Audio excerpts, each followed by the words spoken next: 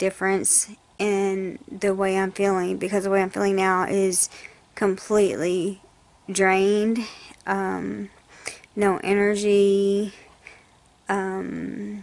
just have no energy. And when you're already sick, you already have illnesses, they're already chronic, you have all these other symptoms with them, they're constant, they're ongoing, and then your body's not absorbing anything, you're malnutritioned.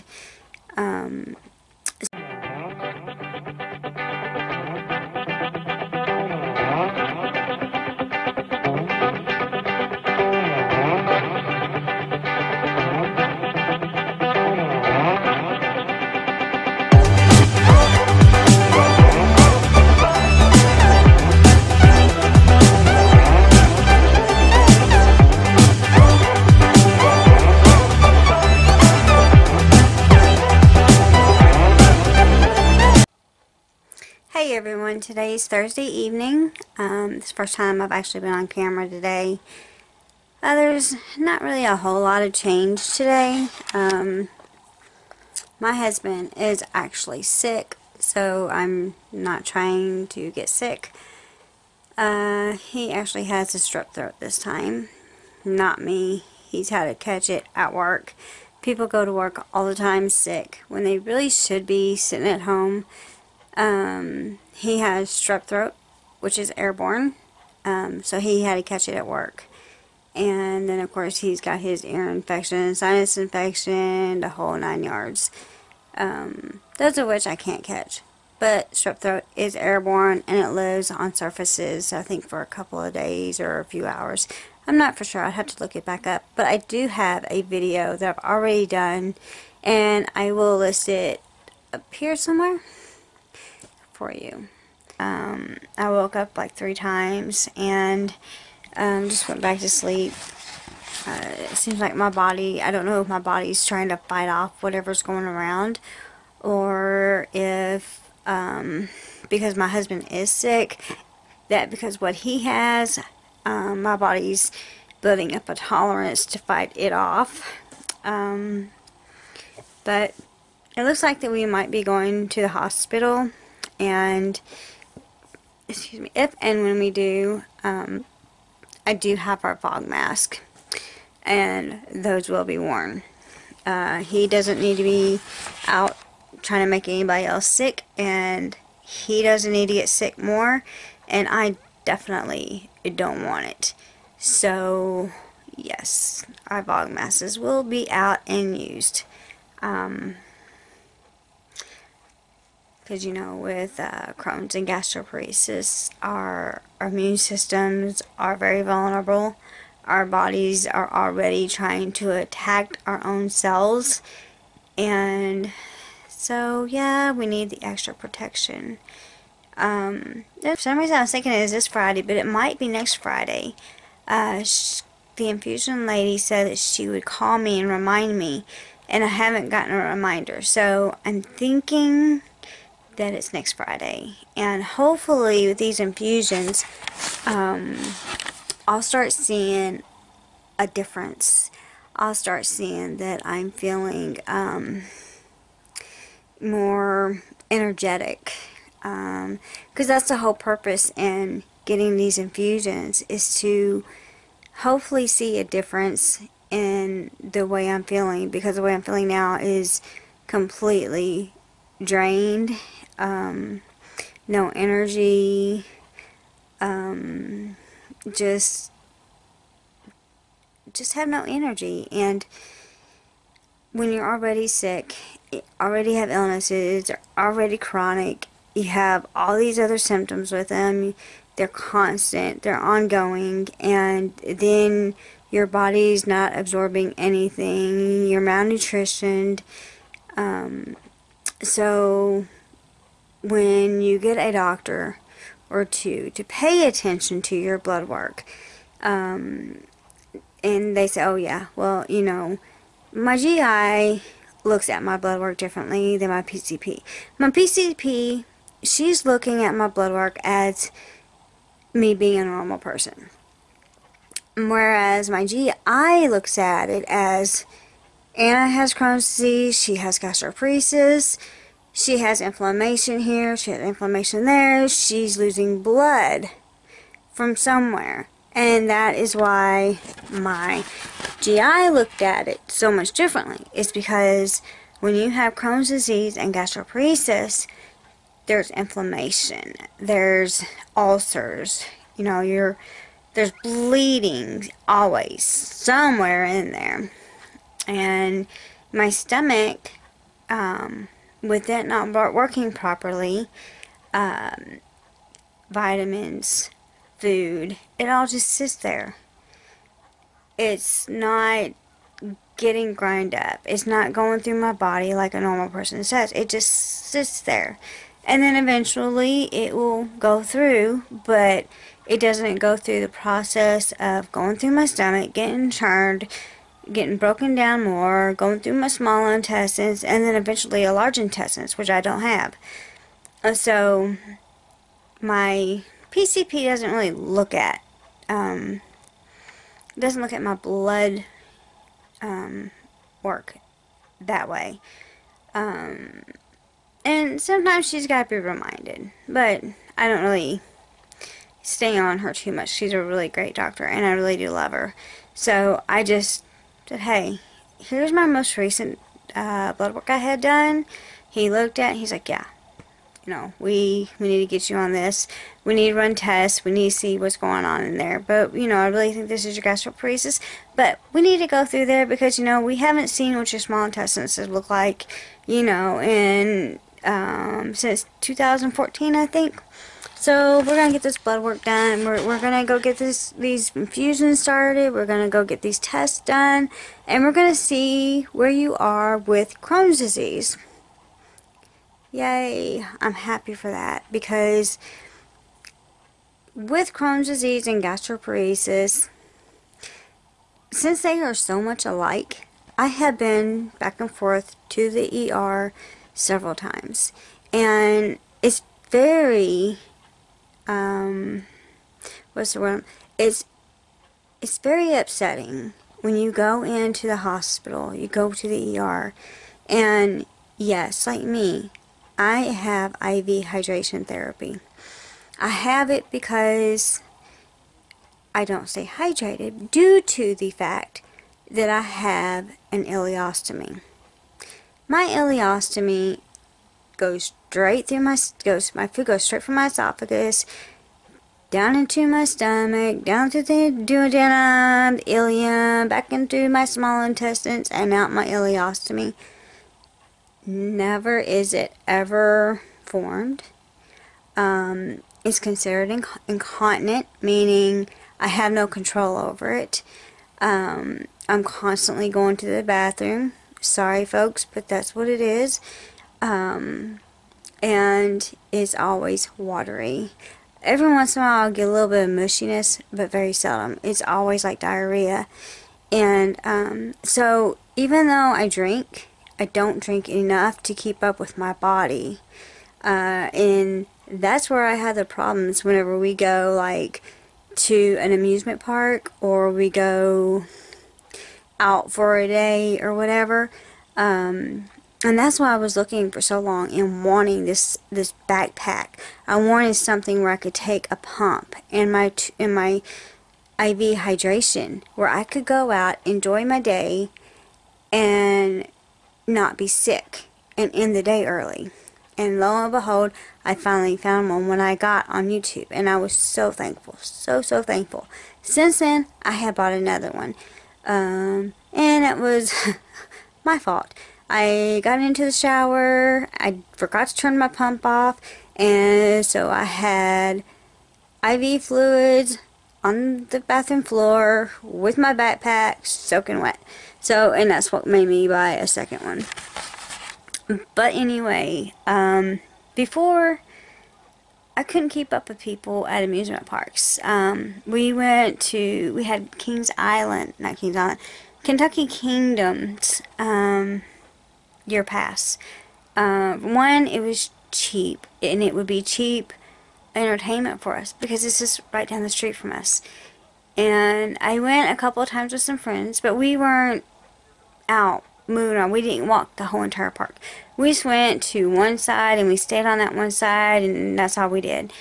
And so I wasn't out moving a lot. I was able to sustain what I had and what I was drinking, and I did drink some water, and I drank some pop.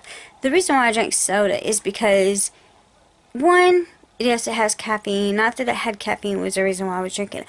I was drinking it for the sodium. Sodium makes you retain fluids, and that's what my body needed to do. It needed to retain fluid. Well, I went with my husband, and we walked to the roller coasters.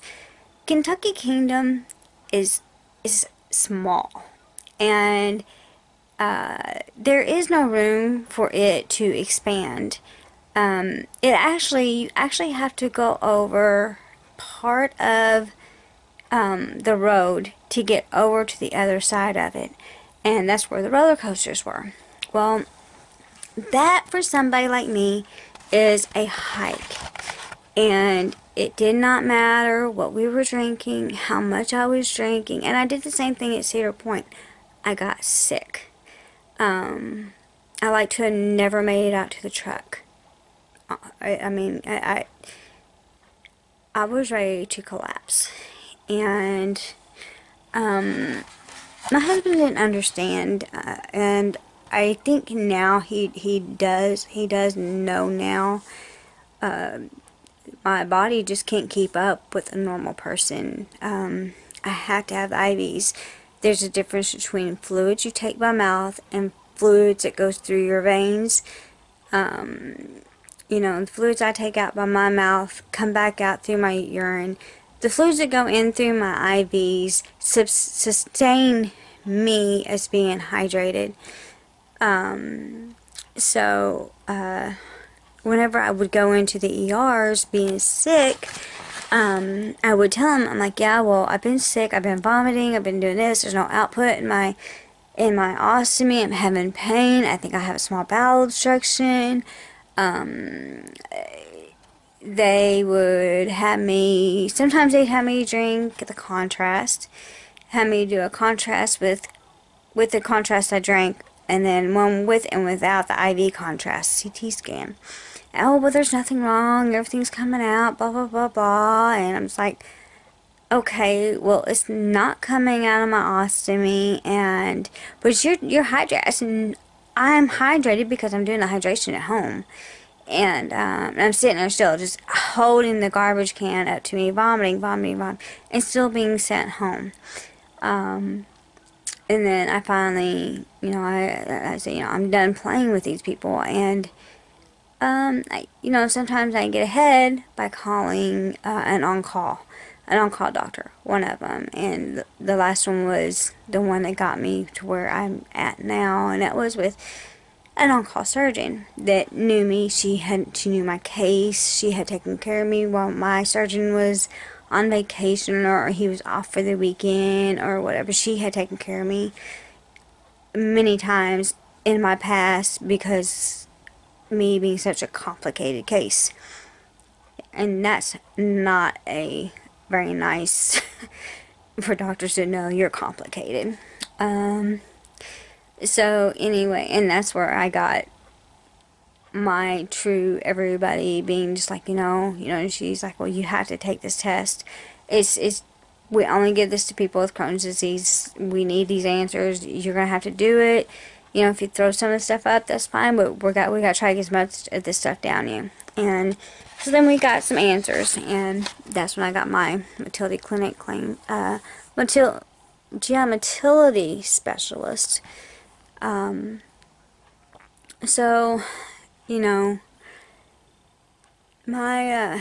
I try keeping my primary care in the loop, and my doctors are all really good about keeping her in the loop.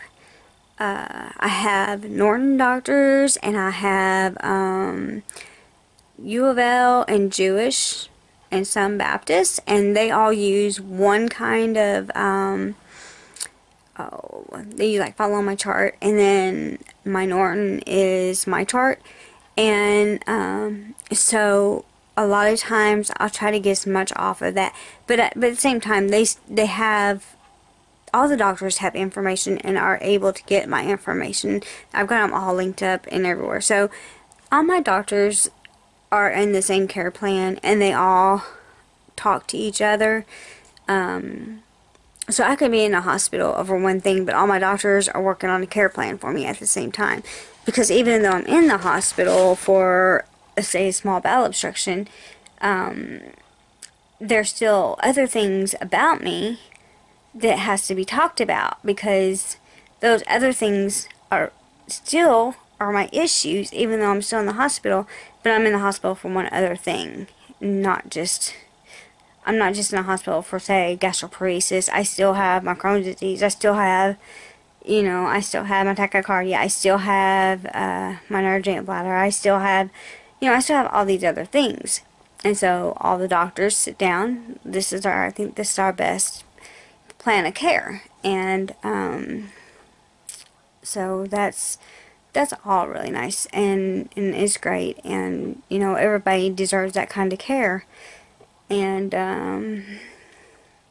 so yeah, when you have as many problems as a lot of those of us who have Crohn's disease, POTS, I can't pronounce it, gastroparesis, there's a small bowel obstruction. It's SIBO, but I can't remember what that middle word is, that one word is. There are other things, and we all kind of mimic each other, and and we all know, because we all know how each other kind of feels in a way, because it's all in the same umbrella type of thing. And so even though at that moment we may not be going through that same thing, I may not be getting tube feedings, and I might not be, but where some of the people that are getting tube feedings, I have had the surgery for the anterior gastric stimulator, the gastric pacer, and I have actually talked to one other person who is finally getting help through a Motility Clinic, and I try to keep up with her because she's about my daughter's age, and I want to see her get good care, and I want to see and hope that she can get away from the tube feeds. And some people can, some people can't, but the GI Motility Clinic is going to be anybody's help if you have gastroparesis, because they are specialists. And I just happen to be lucky enough to see the GI Motility Clinic. My GI, actually, he was one of the ones that worked on the Entivio and bring it out. He's also on the GI Motility Clinic. So I didn't wait to 6 or 8 months. I had my appointment before I even got out of surgery. So, before I ever got out of the hospital. And I have no problems getting my appointments. But like I said, I had a foot in the door already because of who my GI was. So I want everybody who has gastroparesis to have that opportunity to see somebody with a GI Motility Clinic, because so many times, and I've been lucky, but in my past, I had been misdiagnosed, and I don't want to see all these people being misdiagnosed because there's no awareness. And, you know, even now, before all of this happened, I was going to the ER. And the ER doctors didn't even know then what to look for, what it was I had. And so, while we're spreading awareness about Crohn's disease, now the other big one is gastroparesis. And, you know, it's sad because look how many times I went to the ER because I was sick. And it mimics, it seriously does, it mimics Crohn's disease. And, you know, there just needs to be more awareness. And, you know, whenever I find out stuff that's wrong with me, I look it up. I look everything up. I try finding as much information on it as I possibly can. And so, you know, I got stuck with both of them. And there is nothing about my gut that is normal. There is no... There's this one meme. It says, "You keep telling me to trust my gut. Well, you tell me to trust my gut. Yeah, you tell me to trust my gut. Have you met that bastard?" Yeah, that's my gut. So, anyway, all in all, I want everybody to have that opportunity to find the right doctors. I mean, don't stop because, you know, this doctor, you know, if you get two different opinions, which I've actually not done this. I have fired doctors before in the hospital, but I have been very lucky as to getting very, very good doctors because I have a supreme doctor getting me to another great doctor, and I had the best of the best, and I am so fortunate, and I just think that everybody deserves that kind of care. So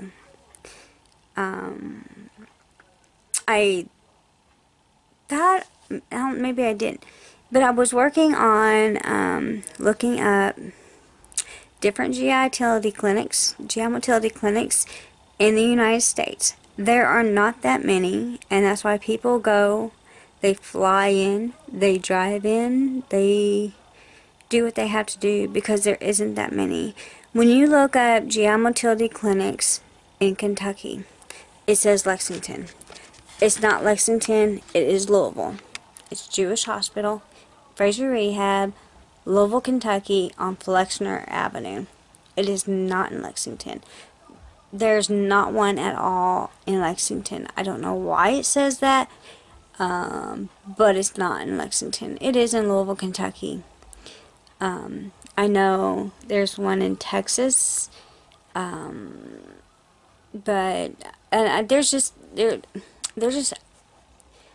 they're not that easy to find because there's not that many, and that's what makes there be such a long wait. And if you have to just, I don't know, just don't cancel your appointment. Work around it, do whatever you have to, because I know some people that have had these appointments and have had to reschedule. It takes a long time to get back in, so whatever you do, just keep that appointment, reschedule other things, fly in, drive in, slide in. I don't know what else to tell you, but keep your appointment. And that was my message for today. So I hope everybody can get the care they need. And with that, I am going to bed. And you guys have a good night, and I will see you in the morning.